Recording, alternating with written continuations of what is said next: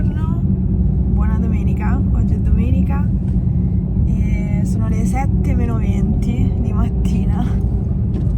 Sono con mia sorella e stiamo andando al mercato di Porta Portese a fare affari. Vediamo che cosa troviamo. È ancora buio. Saranno aperti i banchi? Sì, no, alle 7 mi sa che apre. Quindi abbiamo un po' di tempo anche per fare colazione. Abbiamo trovato parcheggio. Non è stato così facile quanto pensassimo in realtà, Ci sono un sacco di macchine che cercano posto e un sacco di macchine parcheggiate già. Vabbè, ma del resto Porta Portese è una meta molto frequentata. Però, prima di tutto, andiamo a fare colazione? Sì, maritozzo. Perché siamo proprio vicino a via Ettore Rolli, dove c'è il Maritozzaro. E quindi Io non l'ho mai preso il maritozzo e il maritozzaro. neanch'io. Quindi lo assaggeremo per la prima volta in questo posto.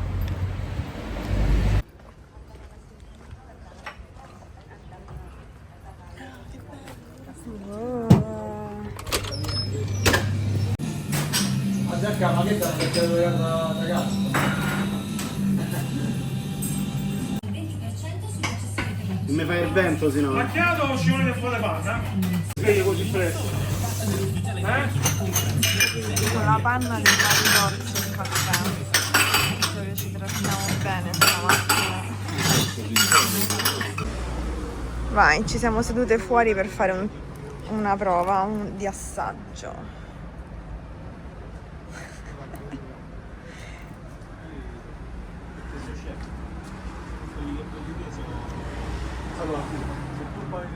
Amore, da quant'è che non mangiavo?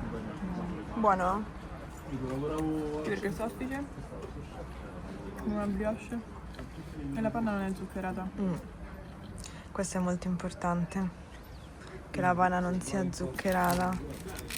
Ne abbiamo preso uno e ce lo siamo fatto dividere, ce lo siamo fatto tagliare a metà perché uno intero è tanto. Siamo state più mattiniere noi. Sì, siamo state più mattiniere noi rispetto ai mercatari, come si dice a Roma.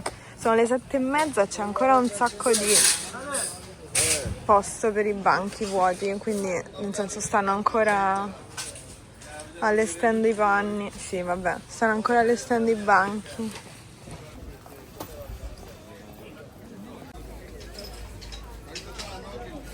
Abbiamo finalmente trovato un banchetto di vestiti più o meno vintage. Adesso facciamo un gioco. Dobbiamo dire tutti i sinonimi di rovistare che ci vengono in mente. Caruccio questo. Questo è carino, sì, è molto carino, 5 euro. Allora, in questo momento stiamo rovistando. Ci sta il coso, però si sente che è lana. Sì, questo è molto carino. Ce lo teniamo? Sì. Rovistare, smucinare. Smucinare, scartabellare, Basta. rovistare. No, l'ho già detto. Sinonimi di rovistare, rovistare. Basta, finisce qua la lista di sinonimi. Però è grosso. No, Vabbè. preferisco quello rosa però. Sono le 8:03 di mattina, ma stanno ancora allestendo, è una cosa strana. Io pensavo che a quest'ora fosse già tutto in movimento. E invece...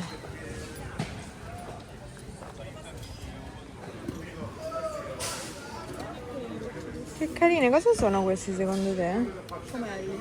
Pomelli? Non lo so, mi ho detto a caso, perché accanto sono i pomelli. Ah. Sono o basetti o pericolo. Ah, carini.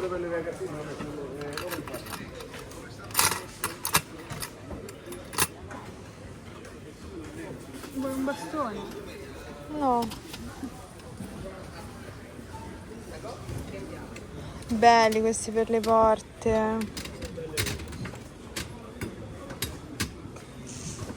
Sai cosa è bello? Per la porta, quella a forma di mano. Carino. Ad Agnone, tutte le porte del centro storico erano con la mano. La battente manina. La battente manina. Belle quelle. Devo tornare.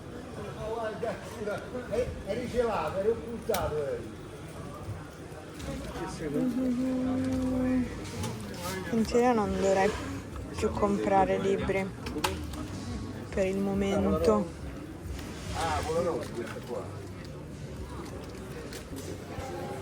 Questi sono troppo carini. Io questo lo sto leggendo. Malombra di Antonio Fogazzaro. Ma questi sono solo da collezione, perché leggere un libro così piccolo non penso sia comodo. E lui venne da ragazza. I Promessi Sposi. Dite una poesia. Sì, in romanesco perché è trilussa, fai vedere? La Vispa Teresa. Questo è carino, anche tenuto bene. Chiedi quanto viene? Quanto viene? Ah, è tutt'uno, ok. Ho trovato questa paperella a €1, carina. Che materiale è secondo te? Lo so, è ferro. Sì, però è troppo carina. Grazie. Mettiamo della mani vuote. È troppo carina. Questa me la metto sulla scrivania vicino al computer. Guarda che patatone. No, vieni qua.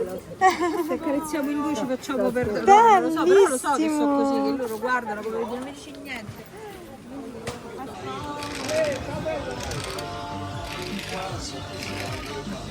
Sono carini sti quadretti però,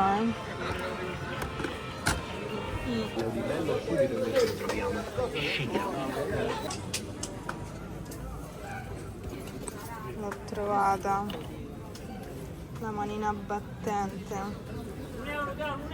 Però €80 mi sembra esagerato.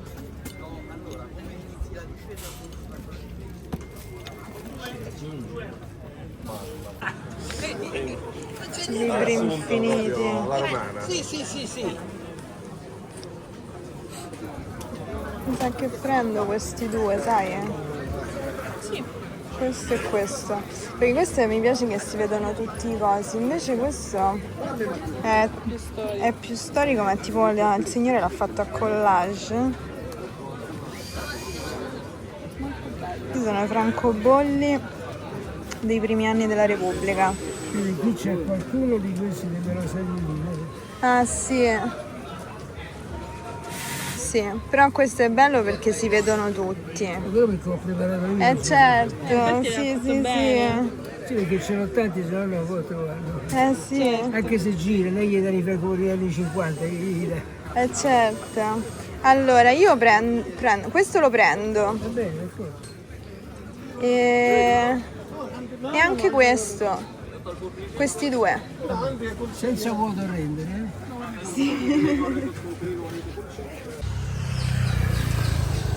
Abbiamo fatto un giro per cui adesso ci ritroviamo proprio all'ingresso qui a Porta Portese. Questa è la Porta Portese. C'è un sacco di polizia capitale, che un tempo si chiamava municipale, che fa i controlli.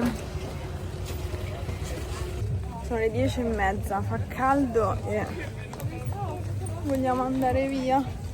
Io ho il colletto rigirato. Questa parte proprio che sta su via di Porta Portese, su via Portuense, non è fantastica, secondo me. È più bella quella dietro, su via Ettore Rolli. Dopo aver inalato una quantità di polvere non indifferente, Solo questo, perché Andiamo a casa. Basta. Sono le 11, mi sa. non lo so solo che sono stanchissima. E avevo trovato delle cosine, le ho lasciate tutte, non le ho trovate più. Rimorso.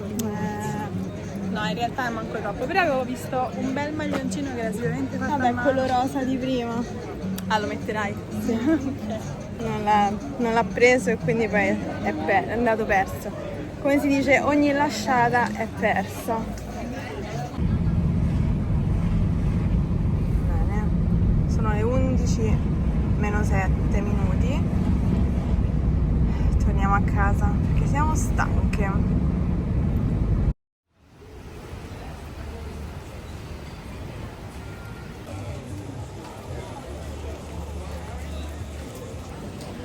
Buongiorno da Via dei Coronari. Per fortuna adesso non piove più. Abbiamo comunque l'ombrello. Ci troviamo qui in centro e ne approfittiamo adesso per andare a fare un giro. Bello. Sì. In un negozio di abiti usati che si chiama Umana, dove volevamo andare in passato, sempre per il vlog, solo che avevamo trovato chiuso. Non so se vi ricordate questa cosa. 20 anni fa. No, 20 anni fa no, però eravamo andati là e l'avevamo trovato chiuso per inventario e quindi niente, quindi oggi ci riproviamo, vediamo.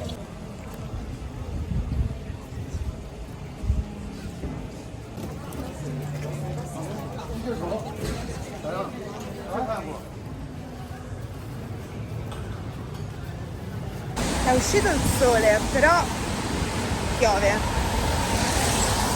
È una pioggerellina molto lieve,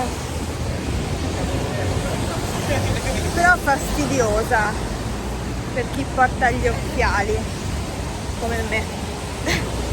Però non mi va di aprire l'ombrello. Ti do una goccia nell'occhio. Qui su Corso Vittorio Emanuele c'è un rumore di fondo pazzesco. Poi fa caldo, cioè io mi sono questo qua sulle spalle e ho caldo. È umido, c'è tanta umidità. Siamo arrivati. Ah, il 20%. Ah, bello. E adesso andiamo a dare un'occhiata. Allora, questo è un bellissimo cappotto verde, tutto in lana, stupendo. Ma mi sta enorme, come tutto ciò che ho provato fino ad ora. Sono troppo piccola. Tu invece hai trovato due belli acchiappi. Allora vi faccio vedere.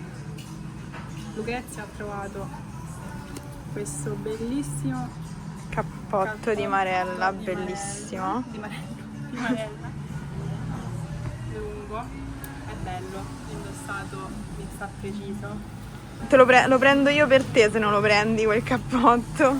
E poi questo impermeabile di questo colore marrone prugna, un po' così.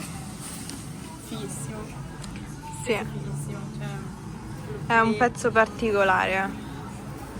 che dici, non ti serve, però lo lasci qua.